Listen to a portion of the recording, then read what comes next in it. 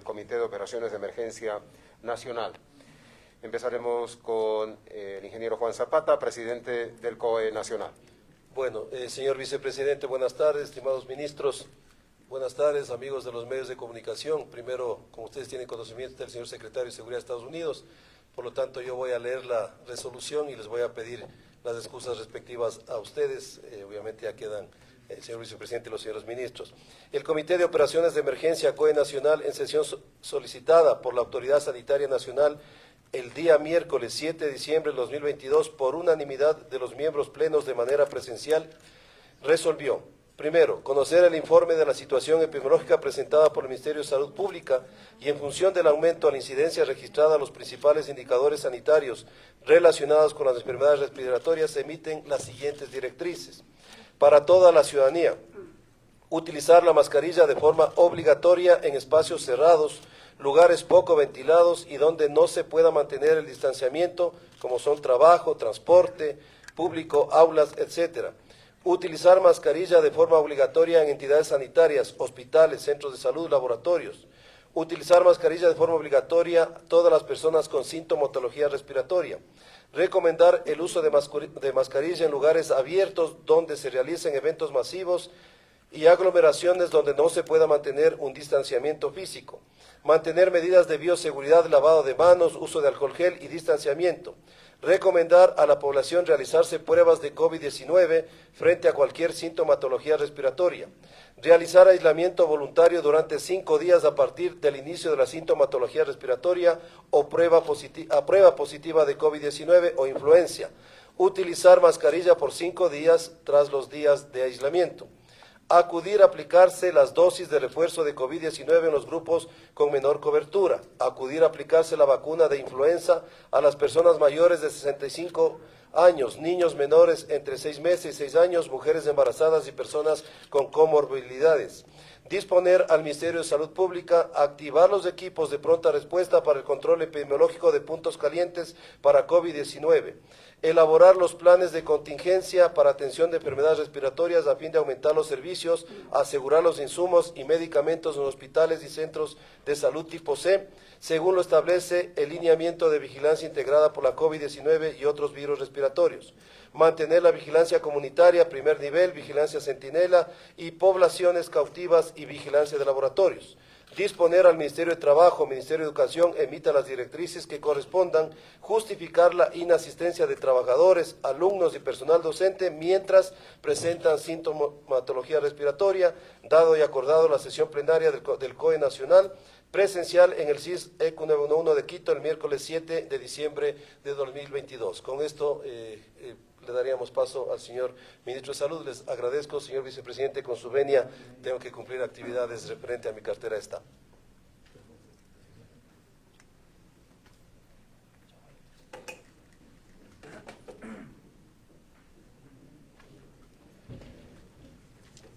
Señor vicepresidente y señores ministros, a todos los medios de comunicación, voy a presentarle la información a la semana 47 de la incidencia de enfermedades respiratorias.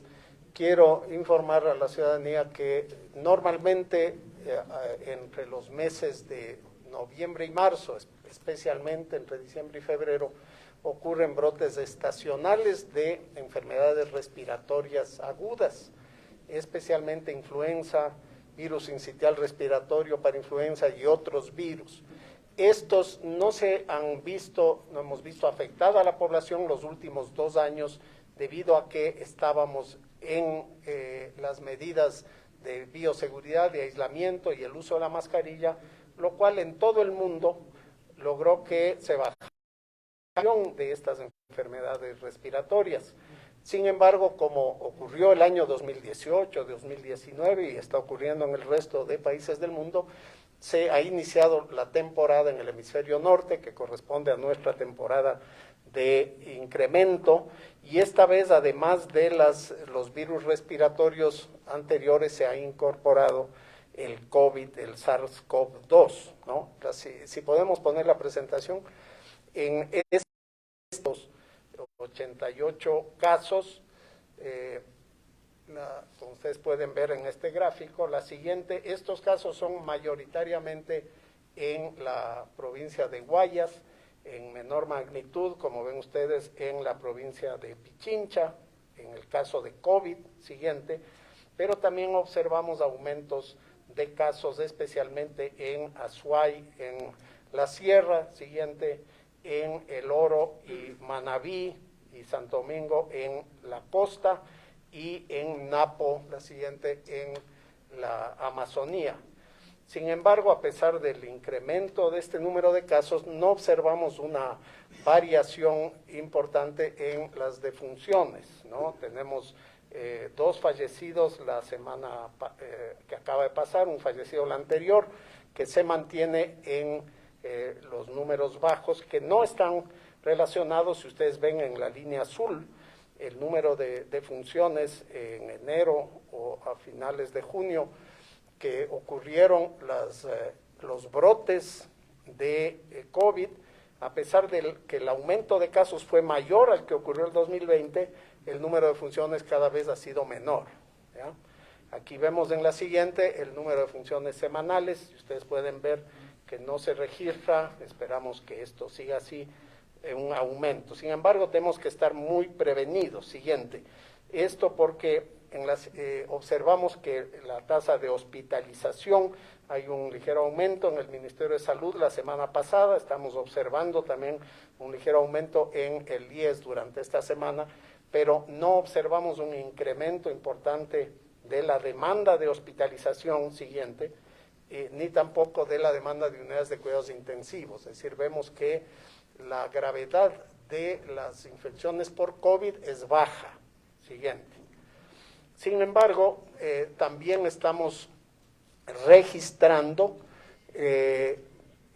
infecciones respiratorias agudas graves que nosotros vigilamos en 19 hospitales del Ministerio de Salud, del IES, de Sanidad Militar, del sector privado, de la Junta de Beneficencia a nivel nacional. Siguiente. Y aquí pueden ustedes observar en la línea violeta cómo al principio del año casi todas las infecciones agudas graves correspondían a COVID, a SARS-CoV-2, que es la línea violeta. Lo mismo en el brote que tuvimos entre mayo, junio, julio, también se da un incremento de estos casos. Sin embargo, actualmente la mayor parte de casos graves en la línea azul corresponden a influenza del tipo AH3N2, ¿no? Siguiente. Como se observa en si ustedes nuevamente ven las barras violeta a la izquierda, el violeta corresponde a COVID, a SARS-CoV-2, y el azul celeste que está a la derecha corresponde a influenza. Estos son los casos de infección respiratoria aguda grave, es decir, que requieren tratamiento o que pueden requerir hospitalización. Y observen ustedes que en la última semana cerca del 80% de los casos los casos que tienen mayor gravedad fueron por influenza tipo AH3N2. Siguiente, y aquí pueden ver también la relación del total en azul de los casos graves de influenza versus los de COVID. Vemos que ahora la influenza en esta época es la de mayor cuidado. Siguiente, y observamos que estos casos, siempre en azul la influenza y en violeta el COVID, se da especialmente en niños, ¿no? Entre menores de 5 años o algunos entre 5 y 11 años, y en adultos mayores de 65 años. Es la población más susceptible. Por eso desde noviembre, desde inicios de noviembre de este año, iniciamos con la campaña de vacunación contra la influenza, que está dirigido a esta población susceptible, los niños entre 3 meses y 6 años, los adultos mayores de 65, las embarazadas o mujeres que están en lactancia, las personas con comorbilidades, personas con discapacidad, y los cuidadores de estas personas son la población más vulnerable. Siguiente. Y aquí vemos cómo se ha comportado esto los últimos años. Como ustedes pueden ver en la línea azul más alta y en la línea verde durante los años pasados, especialmente el 2019, la frecuencia de enfermedades respiratorias era alta durante esta época. Es algo estacional que se ve en todo el mundo, que vemos en el país y que normalmente, como ustedes pueden ver a la izquierda, empieza a bajar hacia la cuarta semana del año y esperamos seguir vigilando esto, ¿no? En la siguiente pueden ver el aumento de consulta externa por influenza, como se ve que hay un importante aumento entre el año pasado y o el aumento de infecciones respiratorias bajas por todos los tipos de virus, especialmente de neumonías, de bronquitis, que también observamos que hay un incremento de los casos. La mayoría de los casos están en las emergencias y en la consulta externa de pediatras, del Ministerio de Salud, del IES, del sector privado, etcétera, y una pequeña y menor proporción están a nivel hospitalario, como se ve. No tenemos una alta tasa de hospitalización por lo pronto, pero en base de eso tenemos que tomar medidas para evitar que esta influenza estacional, que las enfermedades respiratorias y el COVID se expandan. En vista que hemos visto un aumento en las últimas 4 semanas, especialmente en Guayas y Pichincha y las otras provincias que les mencioné, se mantiene el nivel de letalidad, no hay un incremento de casos y no hay, por lo pronto, un importante aumento de hospitalizaciones. En general, las infecciones respiratorias tienen un aumento causado especialmente por la influenza H3N2 y otros. En los niños se incluye el virus sincitial respiratorio, la parainfluenza y la influenza tipo B. Este es el comportamiento habitual debido a los cambios de las condiciones climáticas, especialmente en la sierra, el aumento del frío, la gente se encierra y también las fiestas, las aglomeraciones que se dan por las fiestas de diciembre, las que ocurrieron a inicios de noviembre. Y esperamos, esto generalmente empieza a cambiar también en la costa con la temporada lluviosa que inicia en el primer trimestre y hasta mayo.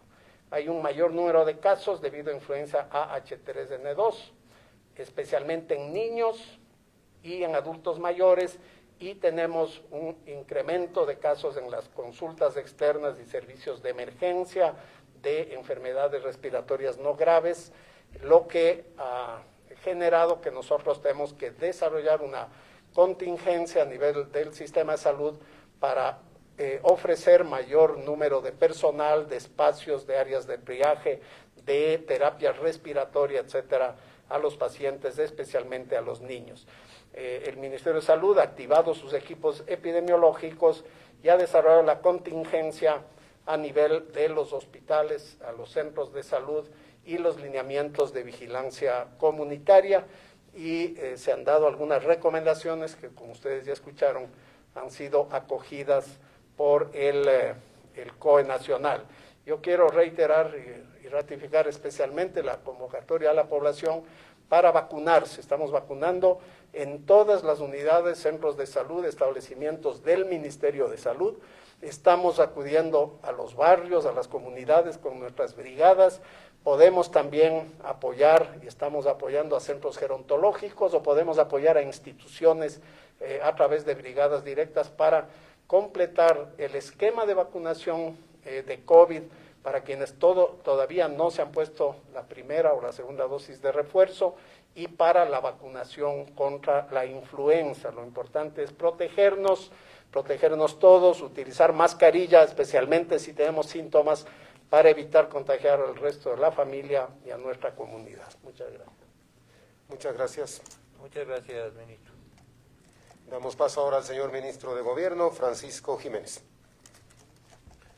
Bien, buenas tardes con todos. Creo que la explicación del ministro de Salud ha sido bastante contundente.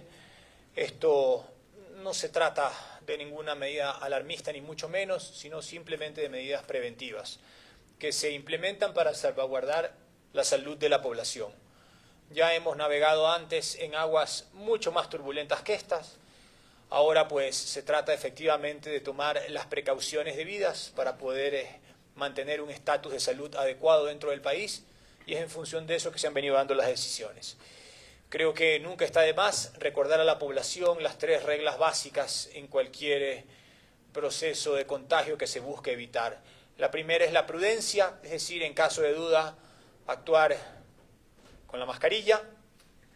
La segunda es la distancia, que es respecto de las personas y evitar lugares de mucha afluencia de gente.